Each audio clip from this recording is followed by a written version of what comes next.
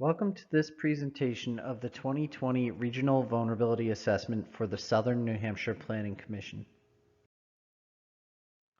In this short video, I'm going to summarize the activities documented in the 2020 Vulnerability Assessment Report. Before we get started, I would like to take a moment to acknowledge the following project partners. Without the guidance and knowledge of New Hampshire's Department of Transportation, Department of Environmental Services, and the New Hampshire Geological Survey, this assessment would not have been possible. I also want to acknowledge the participation of engineering staff and road agents from each municipality within the region. As we will see later in this presentation, their input was critical in selecting risk factors to prioritize stream crossings and make recommendations for mitigation of vulnerability. Finally, I want to acknowledge the technical guidance provided by UNH Sustainability Institute, the New Hampshire Fish and Game, as well as Trout Unlimited. Their continued study of environmental data provided clarity of issues impacting the region and direction to the regional vulnerability assessment work.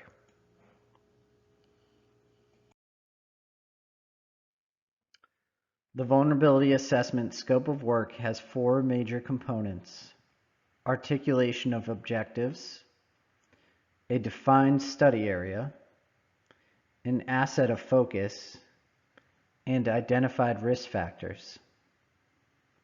Within the scope of work, Southern New Hampshire Planning Commission staff and project partners concluded the following assessment activities: stakeholder outreach and engagement, empirical climate and asset data collection, identification of possible impacts to road network, identification of high priority road network assets, scoring of risk and prioritization of stream crossings, which we will cover later in this presentation, and adaptation mitigation recommendations.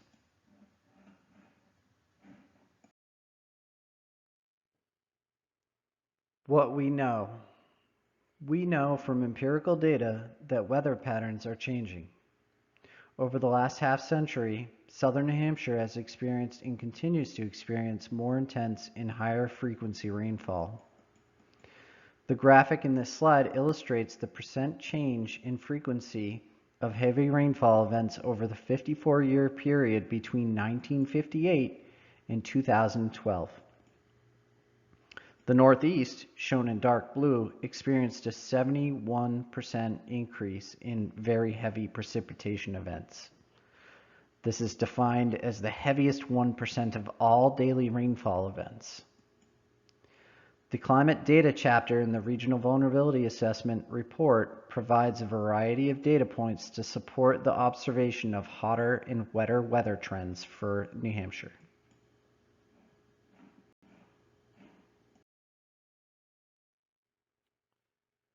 As a result of these changes in weather, New Hampshire has experienced several damaging storm events leading to disaster declarations over the last 15 years.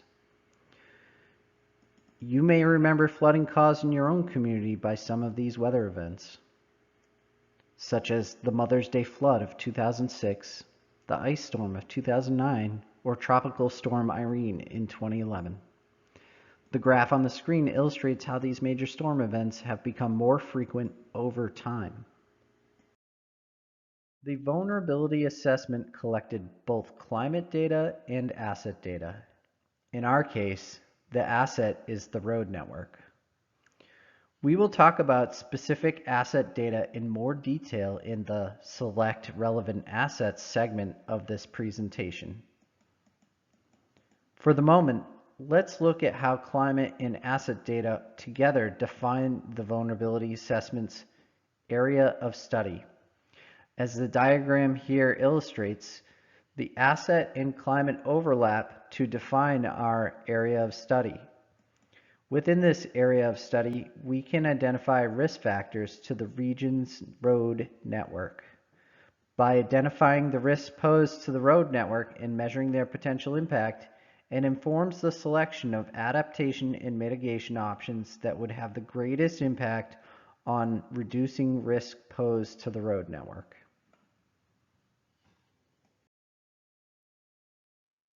We have now articulated assessment objectives and will move on to defining the study area.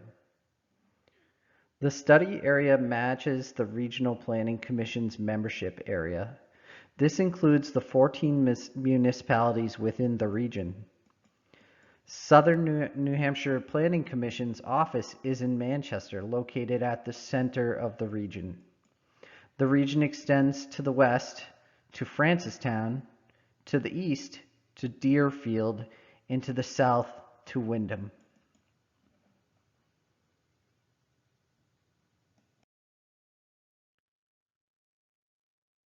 We will now review the selected relevant physical asset for the assessment. Earlier in this presentation, I noted that the road network was the focus for asset data. The road network includes many features such as roadways, intersections, signage, and so on. For the purposes of analysis in the vulnerability assessment, the focus is on infrastructure most vulnerable to flooding. In our case, the intersection of roadways and streams.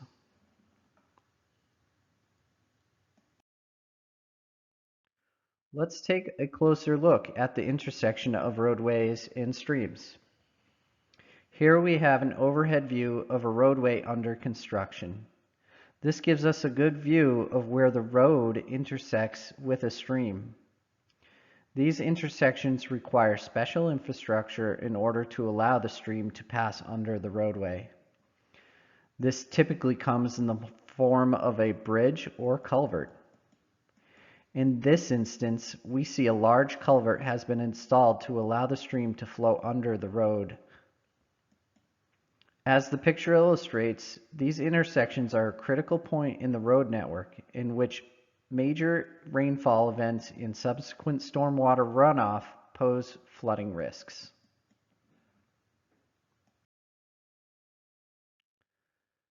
This infrastructure can come in many different shapes and sizes and include both culverts and bridge structures.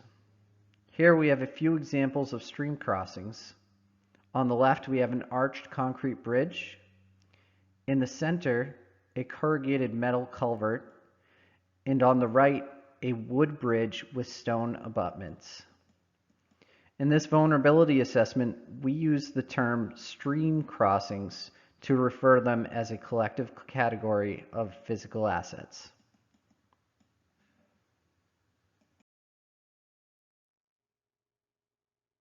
By now, you might be asking, what are the risks posed to stream crossings? Prolonged or very heavy rainfall can result in stormwater runoff that exceeds the capacity of the stream crossing. When this happens, several risks are posed. The power of the water being pushed through the stream crossing can cause erosion, especially along the downstream banks of the stream. Water can back up on the upstream side of the stream crossing, creating a pond. And rising water levels can overtop the roadway.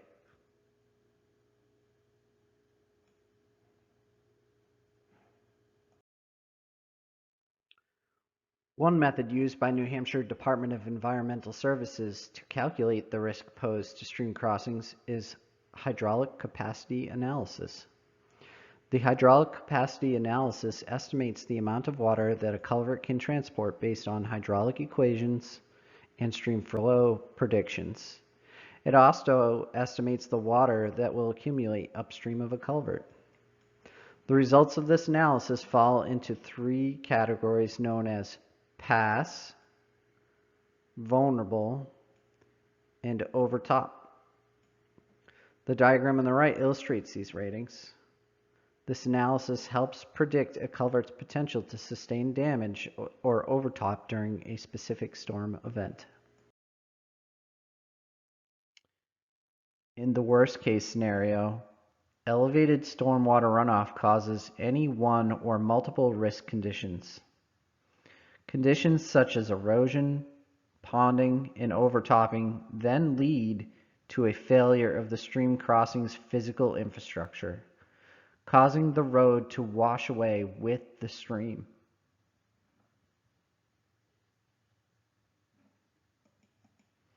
This failure is referred to as a washout of the roadway. Washout of the roadway results in a loss of road network connectivity, which will cause detours, trip delays, and may require costly emergency repairs.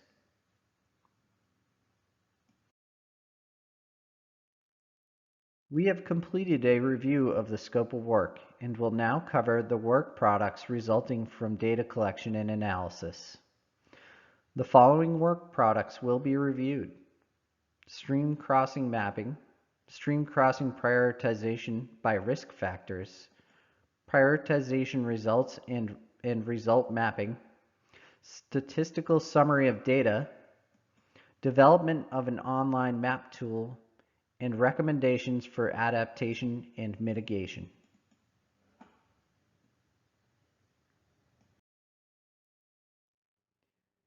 In order to measure the risks posed for the vulnerability assessment, we first needed to understand where the road network intersects with streams.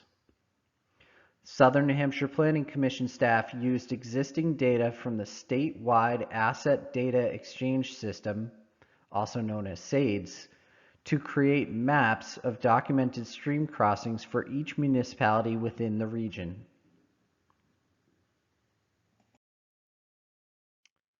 The maps include individual IDs for each crossing, information about stream paths, and the road network along with hillshade rendering of elevation data. This information was presented to Department of Public Works engineering staff or road agents in each community, along with a solicitation for input as to the risk factors that make stream crossings vulnerable.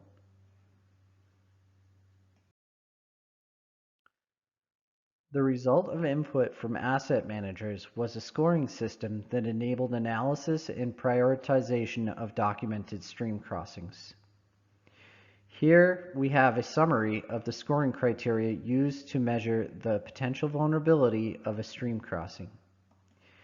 Each criterion has a metric range which results in a high to low score.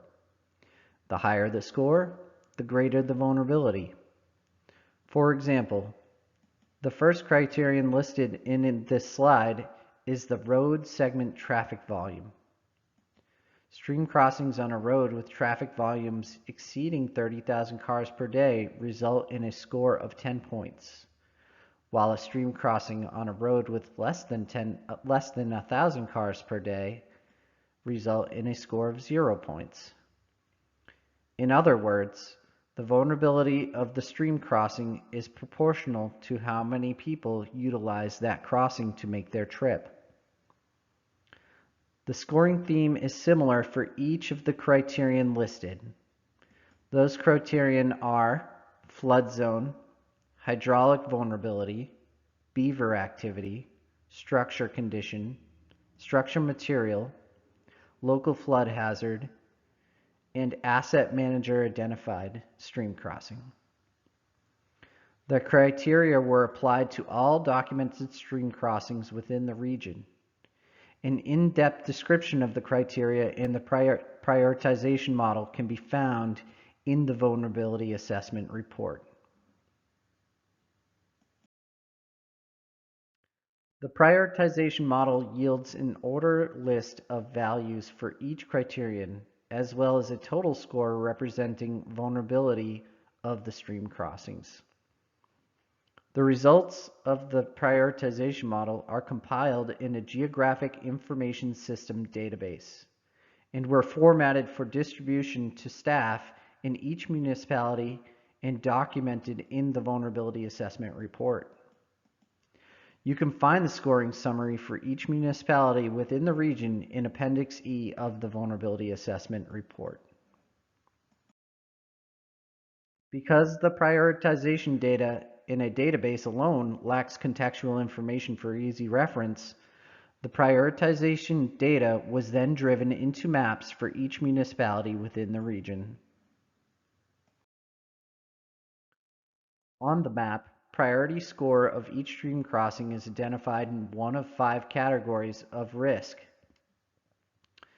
represented by both color and size of the stream crossing location icon. In the map, the highest score and largest dots represent the highest vulnerability. The maps of prioritization were provided to Department of Public Works engineering staff or road agents within each municipality to solicit additional input on the findings of the model.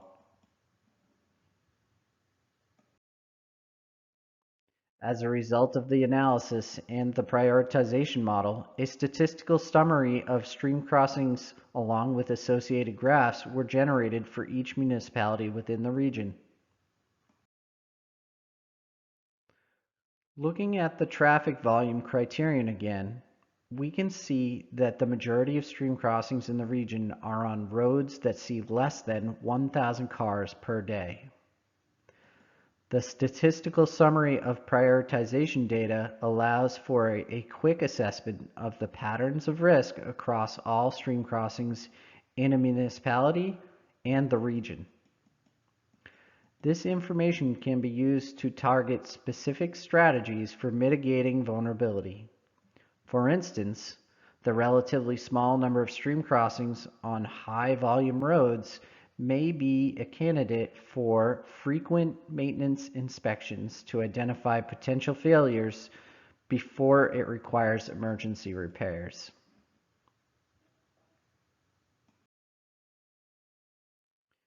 In addition to the map and database provided, Southern New Hampshire Planning Commission provides an easy-to-use online map of stream crossing prioritization data on their website.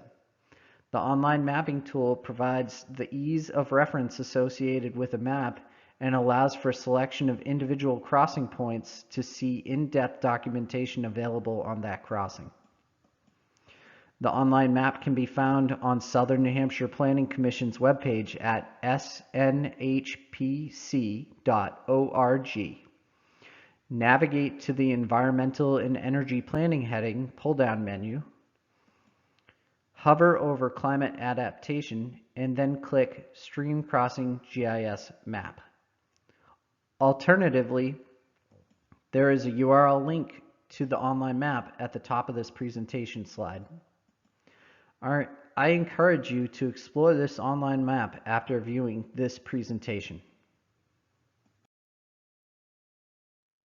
As a result of assessment activities and direction from local asset managers, the following recommendations were provided in Vulnerability Assessment Report.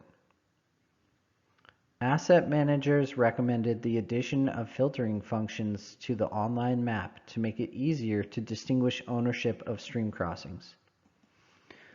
Almost universally, asset managers across the region recommended documenting beaver activity. Such documentation could guide preventative maintenance, reducing the conditions leading to localized flooding. Because each community maintains a hazard mitigation plan, it is recommended they consider adapting products from the vulnerability assessment for use in their hazard mitigation plan. While most communities already have some form of replacement program for culverts and bridges, it is worth noting the importance of formally planning for their capital costs.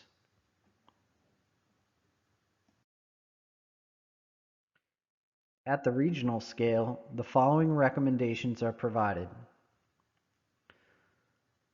Southern New Hampshire Planning Commission has the capacity to provide assistance to communities with public outreach and general awareness of stream crossings. Agencies, educational institutions, and state departments should incorporate findings of the vulnerability assessment into relevant land development studies, as land use has been identified as another risk factor for stream crossings. Capital investment in stream crossing infrastructure requires long-range planning It is recommended the state's long-range transportation plan anticipate capital costs associated with replacement of stream crossings as they reach the end of their lifespan.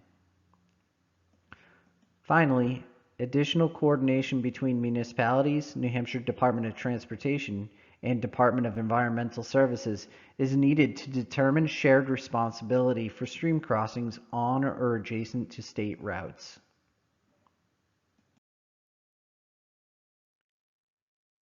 A complete copy of the vulnerability assessment report, including all appendices, is available for public viewing on the Southern New Hampshire Planning Commission's website.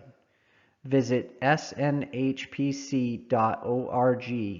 under heading Environmental and Energy Planning, subheading Climate Adaptation for more information on this topic.